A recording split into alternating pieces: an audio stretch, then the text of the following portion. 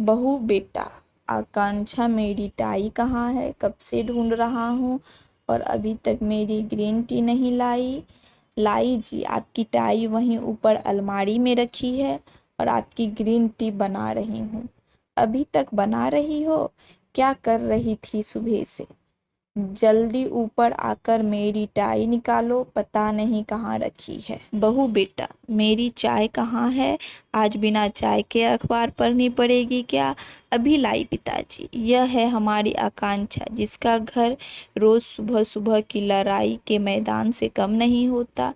मानसी जी, आकांक्षा की सास की तबीयत जब से ज़्यादा खराब रहने लगी है, तब से घर की सारी जिम्मेदारियां आकांक्षा के ऊपर आ गई है। बच्चा भी अभी छोटा है, सिर्फ 1 साल का है, तो उसकी देखभाल, घर के सारे काम, मानसी जी की देखभाल, समय पर दवाइयाँ, समय पर खाना और यहाँ तक कि बाजार के सारे सामान लाने की जिम्मेदारी भी आकांक्षा की ही है। बहू, दूध का बर्तन देना जरा।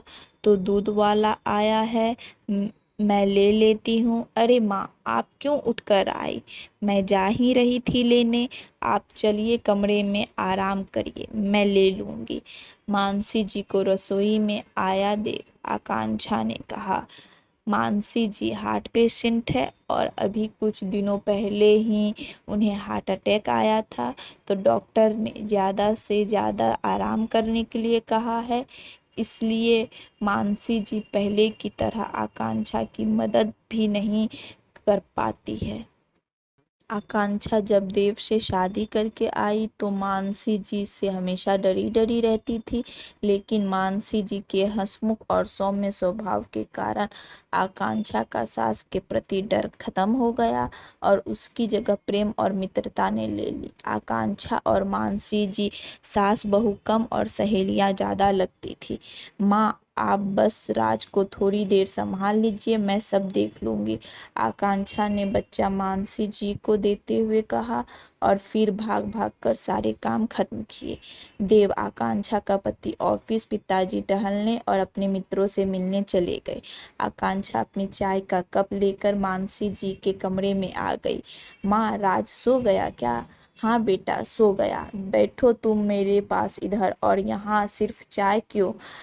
तुम्हारा नाश्ता कहाँ है? अभी कुछ खाने का मन नहीं है? सुन बेटा, शरीर को मशीन मत बना, थोड़ा खुद को भी दो पल समय का दे। क्यों सबके पीछे इतना दौड़ती है? सब छोटे बच्चे थोड़ी ही हैं, अपना काम खुद कर सकते हैं। माँ, आप क्यों परेशान हो रही हैं? छोड़िए ये सब बातें, बताइए आज लंच में आपके लिए क्या बनाओ?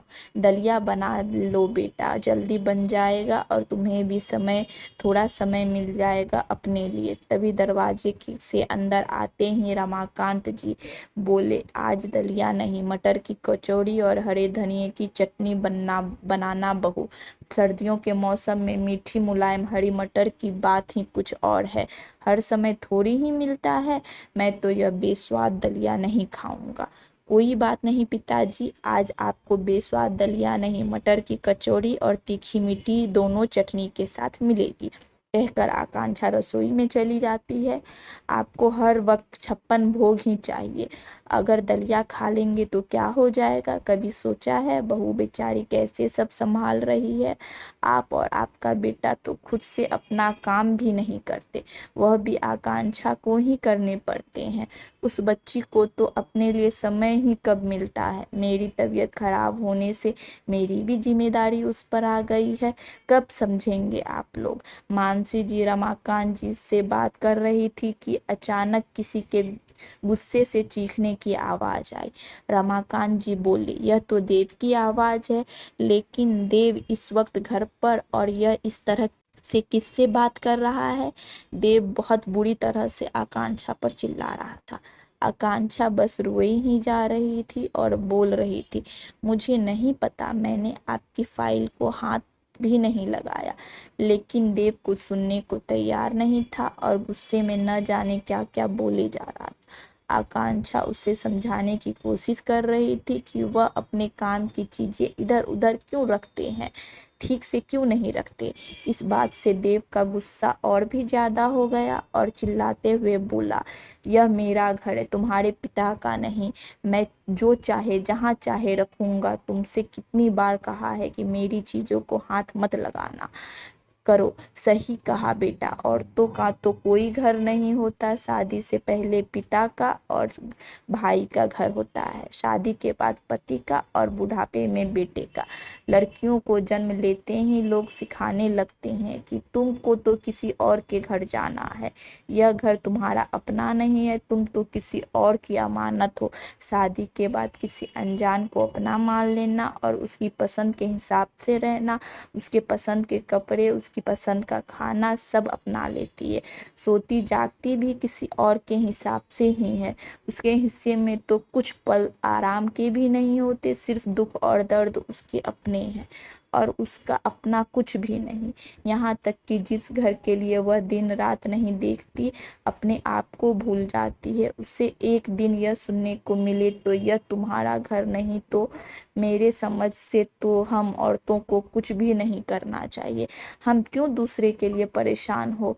माँ, आप क्या बोल रही हैं। मेरे कहने का यह मतलब नहीं था।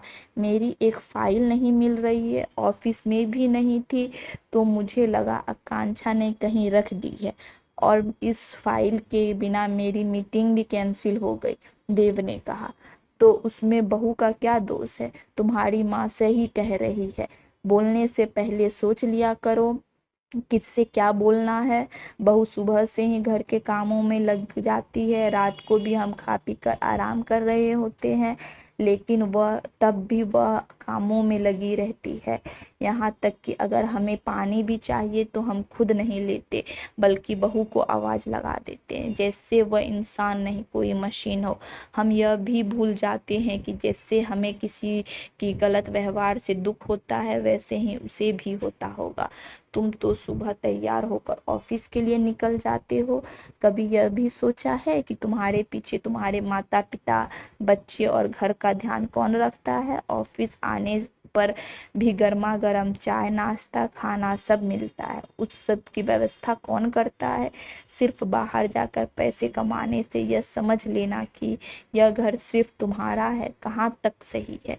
इसलिए मैं बहू को हमेशा बहू बेटा बुलाता हूँ, क्योंकि वह बहू की तरह घर की देखभाल करती है और एक बेटे की तरह हम बूढ़े माँ बाप की जिम्मेदारियां भी उठाती है।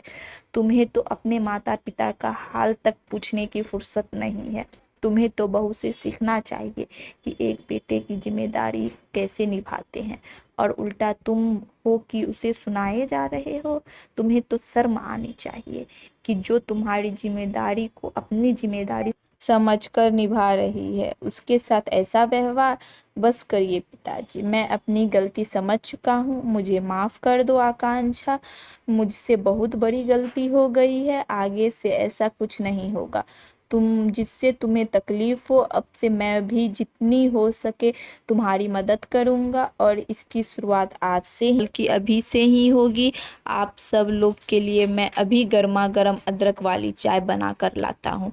आपको ये स्टोरी कैसी लगी, लाइक करें, शेयर करें और मेरे चैनल पे पहली बार है तो सब्सक्राइब करें। Thank you.